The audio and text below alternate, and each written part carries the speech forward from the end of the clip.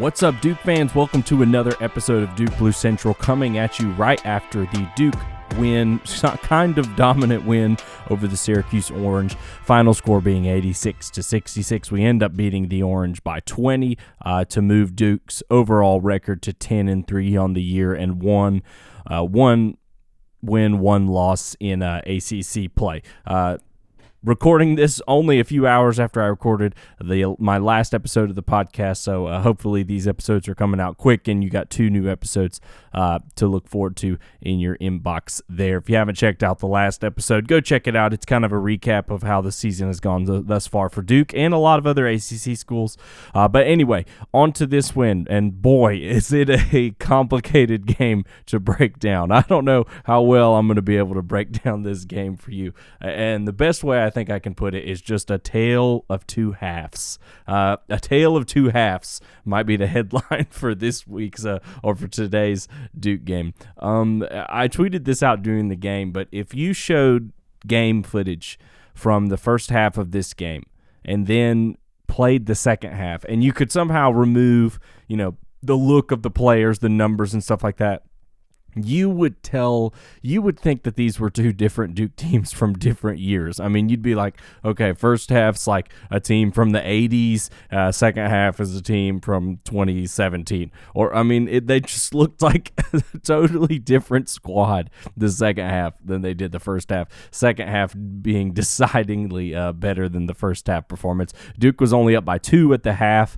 and ends up winning this game by 20. So if that should tell you anything about the performance of the halves. And man, I have to start with the three-point shooting. It has been what I've harped on mainly for the entire season is our three-point shooting. This team is a team that came into the year rolling out 3-guard lineups, 4-guard lineups, and with that, one of our strengths was supposed to be our sharp shooting ability, how everyone on this team can shoot threes. And my maybe number one concern, I think it was my number one concern, is that when big games, when it counted, Duke was not able to hit three-point shots at a consistent rate. We were hitting them at like 40% against small schools like Bucknell and LaSalle or whoever else in the Blue Devil Challenge. But when the rubber met the road, against teams like Arizona, Michigan State, Arkansas, and Baylor, other than Jared McCain, Duke was not shooting the ball from three well, and I thought that was going to be the story of this game too. Honest to goodness, after the first half, Duke was 0 for 8 from the three-point line, 0 for 8. And I thought to myself, this is going to be another post-game podcast where I think Duke is going to win, but I'm going to be harping on the same thing over and over again where I'm saying, look, this team is supposed to be a great three-point shooting team. We're not shooting the ball well from three, and this is a massive issue for this team. And then Duke comes out in the second half and starts the second half lighting it up from three, eventually getting to the point where we were 7 from 7 of 3 coming into the second half. We made our first 7 three-point shots. That increased our three-point percentage from 0 for 8, all the way up to 35%, and Duke ends the night shooting 47% from 3. It was just a three-point barrage in the second half. I don't know what happened in between halves. I don't know if the players just like one side of the court more. Whatever happened, let's keep that up because Duke could absolutely not miss from 3 in the second half. Let me just read you some of these three-point splits. Jared McCain was on fire. He hit 3 in a row at one point, one of them even coming after a TV timeout. Finishes the night with 18 points, 4 for 6. Another thing in the first half I was thinking is that it's just, with Proctor being out, McCain has had a lot of space to operate, a lot of time to play, a lot more to figure out. And in the first half, I felt like Proctor was great, by the way. I'll talk about him more in a minute. But in the first half, I felt like Proctor being back kind of messed up his flow a little bit with how he was playing and the confidence he was playing with. Just didn't feel like he had it. It felt like one of those games where he wasn't going to have it. And then he comes out, first possession of the second half, hits a 3, couple plays go more, and I think he hits 3 in a row from there. Finishes the night, again, 4 for 6, a split you'll take every time. I don't know what his shooting percentage is on the season thus far from 3. I might be able to just see that right quick. I don't know if I can, but I mean it's close to it's above 40%, I believe. I think I heard him talking on the game today that it was somewhere at around 45%, and it went up tonight. He has just been as advertised, and that is such a relief as a Duke fan. How many recruits have we gotten in the past year that we are told and we're constantly fed, this guy's a great shooter, this guy's a great shooter, and then they constantly can't stay in the game because they don't make their shots when they're being passed the ball. They might be great in shoot around, they might be great in practice, but when the lights were on, they weren't great shooters. Jared McCain is a bona fide great shooter, and that's something I was so nervous about coming into the season. I mean, these all weren't even catch and shoot open threes. At least I think 2 of these threes were pull-up transition threes, which Duke has not had for a couple years. I think going back to the Paolo Banchero, kind of Mark Williams, Wendell Moore team, that team did not have a bona fide pull-up transition three-point shooter. I don't think we've had one of those until now. Jared McCain is that guy that if he's in transition, he can pull up for 3 and nobody's mad at it because he hits them at such a high rate. He is exactly what this Duke team needed last year, but he's also exactly what this Duke team needs this year. We need a guy like him playing a ton of minutes that can just drain shots from the outside because it's what Duke is going to get. Everybody knows the type of player Kyle Filipowski is. Everybody knows how Mark Mitchell can get it going, how Jeremy Roach loves to go to the rim. Every scout in the nation is going to tell you to keep us out of the paint. Those three-point shots are going to be there, and if we can knock them down, I really, really think this team can beat anybody in the country. That's including everybody ranked 1 through 5, 1 through 10. I think we can compete and win and potentially contend for a national title when we hit three-point shots. And look, for the first half, it wasn't pretty, but the second half, we just came out on fire, shooting 100%, at least for our first 7 shots. I'm not sure what it became after that, but we only made 8 three-pointers on the day. One of those was Proctor really late to stretch the lead to 20, I think with like 30 seconds left, a minute left, last possession of the game for Duke. But yeah, just as far as the three-point shooting go, tale of 2 halves. Also, tale of 2 halves for Duke's best player arguably on the year, Kyle Filipowski. If I told you Flip had no points and only 2 shots in the first half, I think a lot of Duke fans would have even guessed that we were down. He had 2 fouls, 2 semi-quick fouls, but even when he was in there, he wasn't playing that well. Only 2 shots, and again, no points. But Duke was actually up at half. I thought it was kind of remarkable we were up, and the only reason we were up at half, and this guy deserves a lot of credit for his game today, was Mark Mitchell. Mark Mitchell had 18 points and 5 rebounds, all in the first half. He finishes the game with 21. He didn't really need to do as much in the second half because all the guards were just on fire, so I wasn't worried about him kind of not being as dominant offensively in the second half. But man, did Mark carry us in the first half. He was cutting to the basket with ease. He had a ton of open dunks, a ton of great defensive plays. He was Duke's best player by far, not even close in the first half,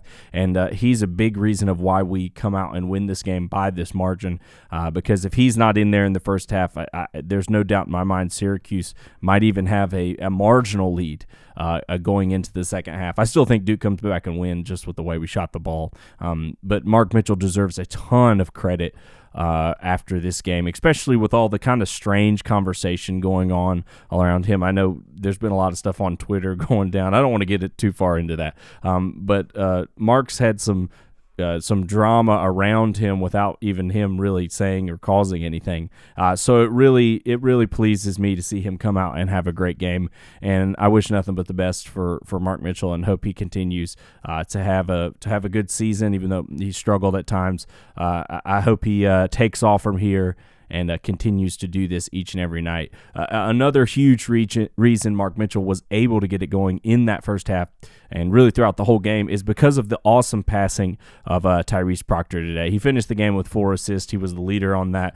Even though he's still coming off the bench, I think he's warming up for that starting spot. I think next game it feels like he's ready to go. I don't know if he's still on minutes restriction or not. Felt like we could have had him out there more tonight, but we didn't. But still, Proctor coming off the bench. His passing was awesome tonight.